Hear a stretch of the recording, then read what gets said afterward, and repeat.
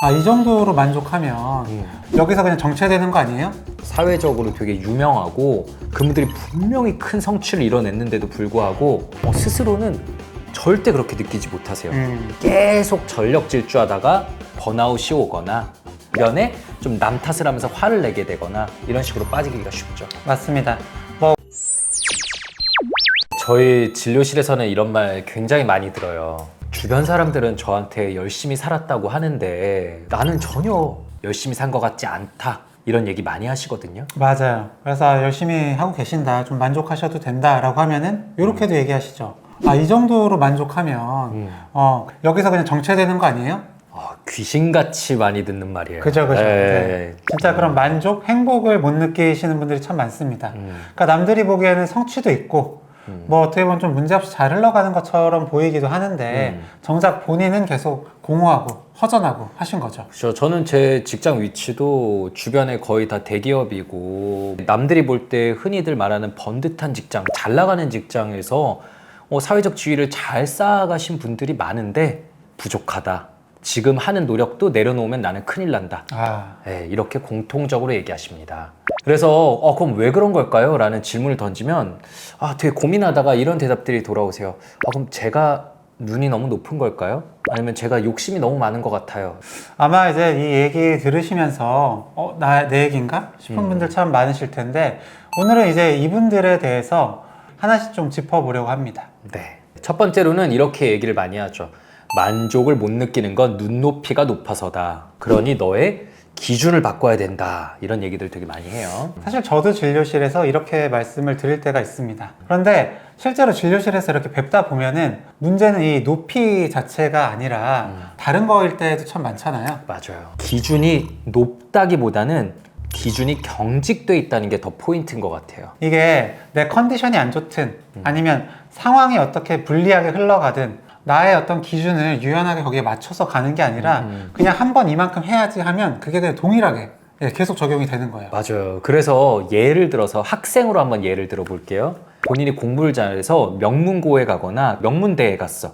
그러면 퍼센티지가 떨어지는 게 당연한 거잖아요. 근데 그거를 굉장히 못 견뎌합니다. 혹은 어디 신입사원으로 들어갔어요. 그러면은 처음에 당연히 좀 일 못하니까 위에서 그래 너 지금 좀 못할 수 있어 괜찮아 라는 말을 들어도 본인이 견디지 못합니다. 맞아요. 그래서 성과도 근데 계속 이게 연차가 쌓이고 하면은 과거와 같은 성과 낼 수가 없는데 이런 상황을 고려하지 않고 나 예전에 이만큼 했었으니까 지금 이만큼 내야 돼. 그게 바뀌지가 않는 겁니다. 네. 그래서 문제는 기대치가 아니라 기대치를 좀 조절해도 된다는 스스로의 내적 허락이 없는 거예요. 이게 연구에서도 보면은 비슷하게 좀 나오거든요. 성과 자체보다 중요한 건 이 상황에 따라서 목표를 이제 수정할 수 있느냐, 조정할 수 있느냐가 중요하다라고 연구들이 되게 공통되게 이야기를 하고 있어요. 그래서 보면은 이 목표를 유연하게 조정하는 사람들은 이 오히려 성취를 잘 느끼고 그러다 보니까 번아웃에 빠지지 않고 길게 간다. 이런 결과들이 있습니다. 네, 저는 이제 옛날에 어쩌다 정신과의사 책에서도 적었는데 이제 우리가 나름 고등학교 때까지는 공부 잘하는 사람이었는데 대학교 가서 바로 폭망하게 되잖아요. 맞아, 저 그 어쩌다 정신과의사 북토크 할 때 제가 교보문고에서도 그 얘기를 했었어요. 와, 저는 고등학교 때 우리 나름 공부 잘했는데 대학교 가서 꼴찌에 바로 딱 속하게 되니까 그때 사실 되게 힘들었거든요. 네. 저 오랜 기간 동안 좀 방황을 하기도 했고 저는 경직돼 있었던 사람인 거죠. 하지만 시간에 걸쳐서 결국은 이제 유연하게 만들어내는데 성공했어요. 인정을 하고 그때부터 한 발짝씩 쌓아나가기 시작하니까 처음에는 바닥이었지만 나중에 졸업할 때는 중간 정도 성적으로 졸업했거든요. 그러니까 계속 올린 거지. 저는 그리고 정신과 면접 볼 때도 정신과 지원자들 중에 성적이 좋은 편이 아니다. 저는 성적이 좋지 않지만 한 해도 빼지 않고 계속 올라갔다라는 거를 되게 어필을 했어요. 그럼 이제 성적이 이렇게 좀 올라가잖아요. 그래도 고등학교 때에 비하면 좀 한참 낮은 성적인데 그럼요. 좀 성취감이 들긴 했었나요? 그럼요. 수용의 과정이 필요하죠. 되게 마음 아픈 수용. 어떻게 보면 그런 유연한 기준을 나한테 주지 못하고 경직된 기준을 나한테 계속 강요한다는 거는 스스로를 과대하게 바라보고 있는 거나 마찬가지거든요. 좀 객관적인 메타인지를 할 필요가 있는 거죠. 맞아요. 아프지만 좀 수정을 하셔야 됩니다. 이건 또 김종 선생님이 처음에 딱 말씀하셨던 내용인데요. 이 잘해도 만족이 안 되는 건 성취가 부족해서다. 요거는 맞을까요? 좀 틀릴까요? 엄청 많이 듣는 얘기죠. 아, 이 얘기가 완전히 틀리다라고 할 수는 없을 거예요. 근데 그럼 그렇게 말하셨던 분들이 더 높은 성취를 이뤄내면 드디어 됐습니다 라고 뿌듯해 하시냐? 그렇지 않고요. 설사 잠깐 성취감을 느꼈다 하더라도 그건 진짜 스쳐가죠. 마치 월급 통장에 그냥 잠깐 들어왔다 나가는 것처럼. 맞아요. 그러니까 저희가 뵙는 분들 중에 저도 이제 머릿속에 떠오르는 몇몇 분들이 있어요. 사회적으로 되게 유명하고 이름만 대면 알 수 있는 분들도 있고 그분들이 분명히 큰 성취를 이뤄냈는데도 불구하고 스스로는 절대 그렇게 느끼지 못하세요. 이게 구조로 보면은 조금 더 명확해지는데 뭐냐면은 성취, 이거를 평가, 그 다음에 감정, 이렇게 감정을 느껴야 되거든요. 근데 이분들에게서 느끼는 공통점은 뭐냐면은 마지막에 이 감정 단계가 빠져있는 듯한 느낌이 있어요. 그리고 실제로 제가 기억나는 분 중에는 어쨌든 꽈탑을 하겠다고 했는데 꽈탑을 하신 거죠. 그래서 잠깐은 좋았는데 이 감정이 오래 머물질 않는 거예요. 그리고 그 다음에 다시 누군가와 비교를 하거나 다시 어떤 목표를 생각을 하면서 그 성취감, 뿌듯함을 더더욱 좀 담아두지 못하는 거죠. 머릿속에 떠오르는 분들 정말 계세요. 그죠. 분명히 그 있는 그대로 좀 칭찬을 해주고 스스로 그 뿌듯함이란 감정을 잠깐이라도 느껴도 되는데 그걸 허락해주지 못해요. 이거 쉽게 만족해버리면 나는 또 발전하지 못한다. 맞아요. 그러면서 더 높은 곳에 있는 사람과 비교하면서 제 성취는 정말 초라한 거예요. 이거 별거 아니에요. 그냥 운이 좋았을 뿐이에요. 이렇게 얘기를 하시거든요. 그래서 긍정심리학 쪽 연구를 보면은 성취 이후에 만족이나 기쁨을 의식적으로 느끼는 시간이 없을수록 동기와 회복력이 더 빨리 떨어진다고 해요. 그러니까 이런 거를 의식적으로 좀 느껴야지 회복 좀 지쳤을 텐데 회복도 하고 또 새로운 거에 대한 모티베이션도 생긴다는 거죠. 네. 그래서 우리가 이렇게 잘한 걸 의식적으로 느끼는 시간은 그분들이 말씀하시는 것처럼 사치가 아니라 이게 다음을 하기 위한 어떤 모티베이션이 되고 반드시 필요한 회복 과정인 겁니다. 네. 이렇게 좀 만족 못 하시는 분들, 좀 완벽주의자 분들을 표현하는 것 중에 이런 게 있어요. 벌 주는 시간이라고요. 네. 혹시 좀 들어보셨나요? 어떤 개념인 거죠? 네. 그러니까 우리가 무언가를 해낸 직후에 이 정도로 만족하면 안 되는 거야. 네. 다음엔 더 잘해야 되지. 네. 이렇게 하면서 스스로 쉬지 않게 하면서 좀 채찍질하는 그런 걸 이제 벌 주는 시간이라고 하고요. 그러니까 이 만족 못 하시는 분들은 이런 벌 주는 시간을 자주 느끼실 수밖에 없는 거죠. 만족하면 안 되지, 다음엔 더 잘해야지, 이 말이 맞다고 느낄 수 있어요. 분명히 틀린 말은 아니잖아요. 저랑 규영이랑 어제 밤에 농구하러 갔었잖아요. 맞아요. 프로팀 연습구장에 저희가 이제 농구를 하러 갔는데 벽 하나에 크게 현재 만족하면 발전이 없다고 적혀있었나? 딱 그 얘기했던 것 같아요. 그쵸? 네. 딱 그렇게 적혀 있는 거예요. 그러면서 보면서 와, 압도당하는 느낌이 들었어. 그러니까 저는 지금 요것도 한 번 더 여쭤보고 싶어요. 현재에 만족하면 정말로 발전이 없을 거라고 생각을 하시는지. 그리고 지금의 여기서 만족하면 안 돼. 더 나아가야 돼. 라는 게 분명히 어떨 때는 성장의 원동력으로 쓰이기도 합니다. 네. 그렇기 때문에 이걸 그냥 틀린 말이야. 혹은 이제 이렇게 생각하면 안 돼. 라고 아예 떠올리지를 못하는 것 같아요. 네. 저는 이런 식으로 좀 비유를 하거든요.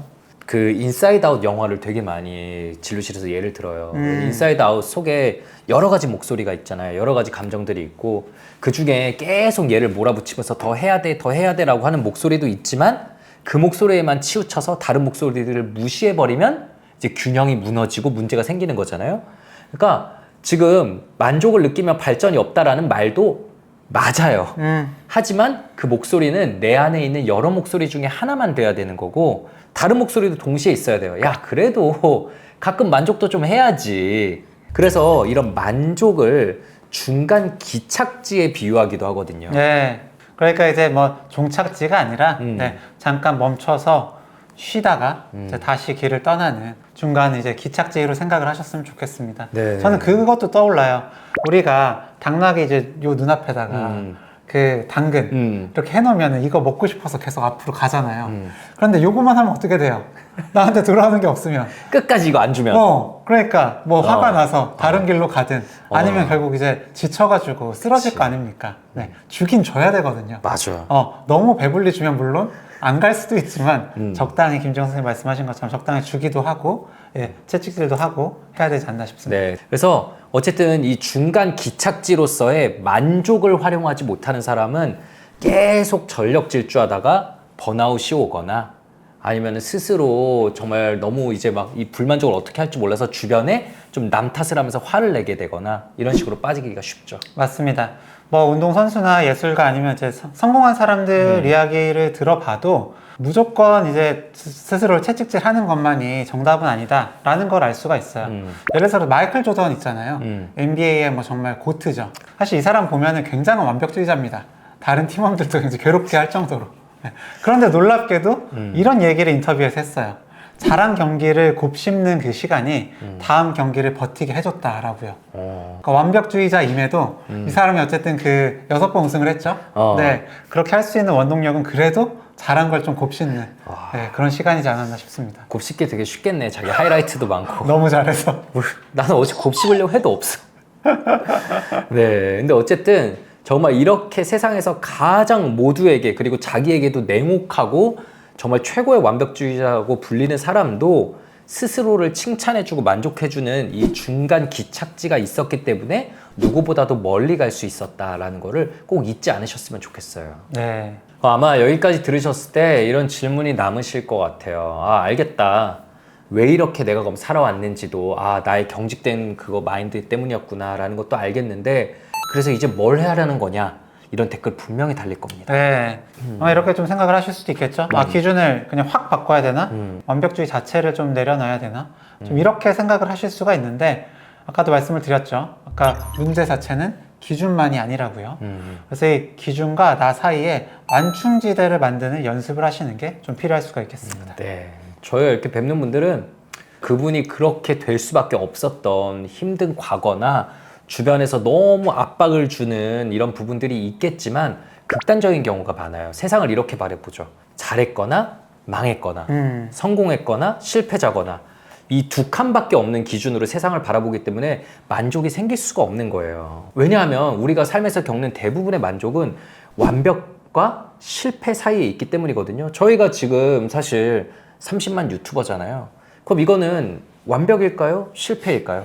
우리가 이거 실패야 라고 바라보면 저희는 굉장히 힘들어질 거고, 이거를 완벽해 이제 됐어 라고 바라보면 또 좀 허탈해지고 그냥 뭐 다 놔버릴 수도 있겠죠. 근데 저희는 그 가운데에 있는 어디라고 생각하면서 야, 오늘 잘하더라. 그러니까요. 아, 우리 이런 괜찮은 것 것들, 같아. 네. 이런 거 끝나고 저희 의식적으로 합니다.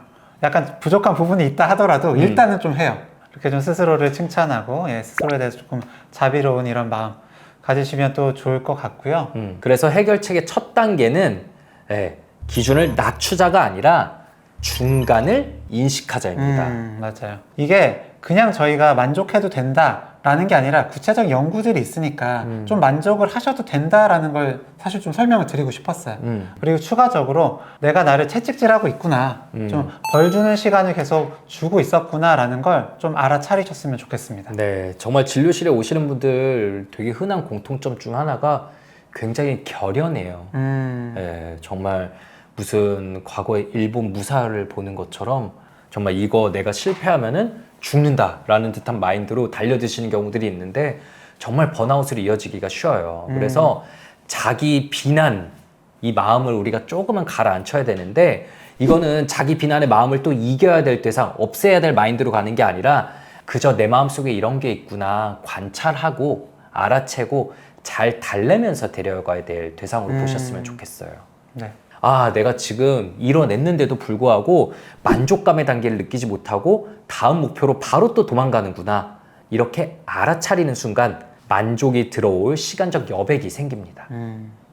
저희가 오늘은 이 만족하지 못하시는 분들, 스스로에게 계속 채찍질 하시는 분들에 대한 이야기를 해봤는데, 이 말씀드린 내용들은 최근에 나온 책의 핵심 내용 중에 하나예요. 바로 이 책인데요. 나는 왜 작은 실수에도 이렇게 힘들까? 라는 책이고, 부제로는 내 삶의 관대함을 가져다주는 자기자비의 힘이라고 되어 있습니다. 네, 서늘한 여름밤 이서연님께서 쓰신 건데, 정말 과거에 저희 뇌부자들과 함께 심리 팟캐스트의 양대 산맥이었죠. 네.